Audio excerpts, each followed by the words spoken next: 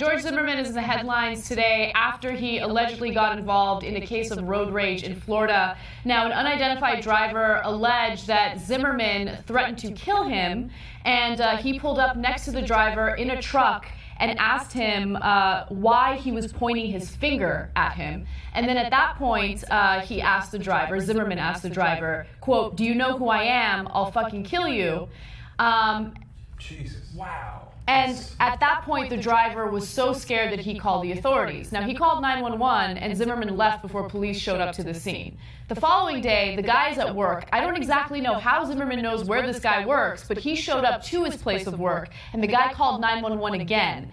At that point, Zimmerman remained on the scene, and police can be seen in this next video talking to him. Take a look. So he comes out of the vehicle. They're talking to him. You can see... George? That's George Zimmerman. You can see the cop reach into his pocket and take out a gun. Which presumably Zimmerman told him was there. Yeah. Right. Because he knew right where to go. Now, according to reports, police have confirmed that Zimmerman acknowledged to officers that he had exchanged words with the man the previous day. Okay. So, a couple of things. First of all, this is not going to end well. This guy is out of control. He literally believes he's above the law. And when I saw this story, I thought, I couldn't quite believe it, that it's Zimmerman, and he says, "Do you know who I am? I'll fucking kill you." Like, he's saying, "I'll kill you and I'll get away with it. I've done it before," is the implication, right? And so, but then you read, first of all, he acknowledges that he was involved in the incident. He doesn't acknowledge that he said that. He acknowledges that he was involved in the incident. In a road rage so it did happen. Okay, now exactly how it went down, well, it's a Zimmerman story, so you never know exactly how it went down, right? But remember, this is a pattern now. He had his estranged wife he had threatened with a gun, and her father he threatened with a gun. And then his current girlfriend? In a domestic violence incident with his current girlfriend. She dropped the charges. So a lot of people said, oh, she must have been making it up because she dropped the charges. But who knows why she dropped the charges? It's just weird that he keeps running into the same issue over and over again. It's usually an issue involving his rage and his violence. And when you continue to make excuses for him, he feels emboldened and he feels like he can do these things and that he's above the law. That's exactly what this particular situation, shows us. Yeah, so I mean, it's twice. It's his estranged wife and his girlfriend, both times getting physical, threatening to harm them. Both times they've dropped the case. Who knows for what reason? It just doesn't happen twice to people who don't get involved in that situation. Yeah. The Orlando Sentinel is now a story that really just came out, is reporting the guy's name, and it's really interesting. This guy named Matthew Apperson is the guy in question. From Winter Springs, he doesn't want to press charges either, so there'll be no arrest. It's hard to say what the charges would be either. I mean, no, threatening killing him is a clear charge. It's an I got assault. it, but I mean, he's going to say, one guy's going to say he said it, the other guy's going to say he didn't say it. It's going to be very tough. Press charges, man. This guy's going to hurt somebody. Somebody press charges. That's 3 times he does it, and people don't press charges. The 4th time, it isn't going to be a threat. They might be worried that he's going to kill them. Yeah, What's interesting, seems pretty likely. What's really quick though about this is that again, the Apperson said he didn't see any weapons in Zimmerman's truck, although presumably from this video we assume that he probably had that same weapon. But police discovered that Apperson was carrying a gun. He has a concealed weapons permit.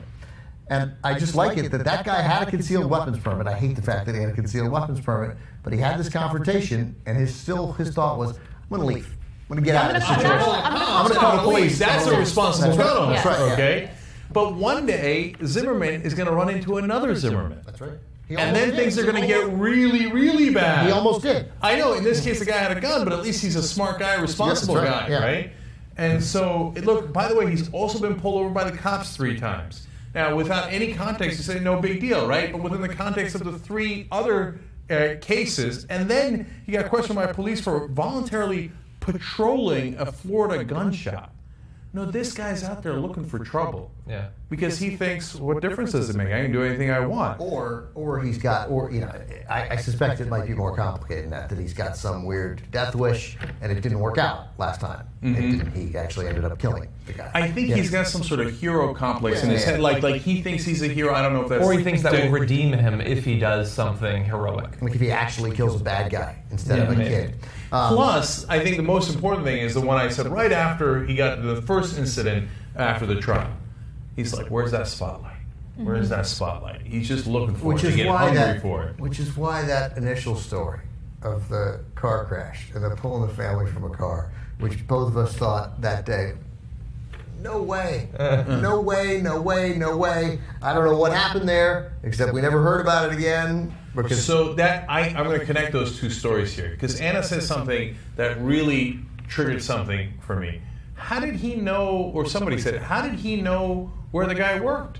Right? Yeah. That makes me think he took down his license plate and he's got a buddy on the force, Probably got more than right? one.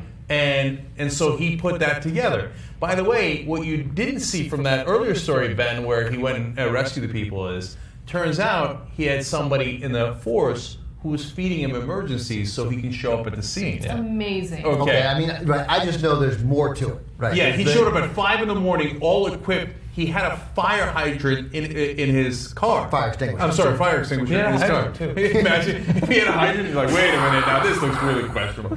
Okay, so he's obviously got idiots inside some police force trying to help him do these insane things. At a minimum, he's going to OJ himself and get back into, and he's going to find a way to get in jail. Okay, but that's at a minimum. This is not going to end well. Yeah, it's multiple stories a year now where he's running into trouble. He's definitely going to run into trouble where it's going to end badly. There's no question about that. He pulled a shotgun on his girlfriend, threatened her with a shotgun. Like, that's, I don't know what's worse, punching your fiance out in an elevator or threatening somebody with a shotgun. But both of those people probably should be in prison. According to a lot of people in the country, neither one of those. Neither, is they're bad. both fine. They're both okay. Actually, the only point that I want to make is somewhat related to that, about how awful people in this country are. Just to throw it back to the Trayvon Martin thing, who we haven't mentioned at this point.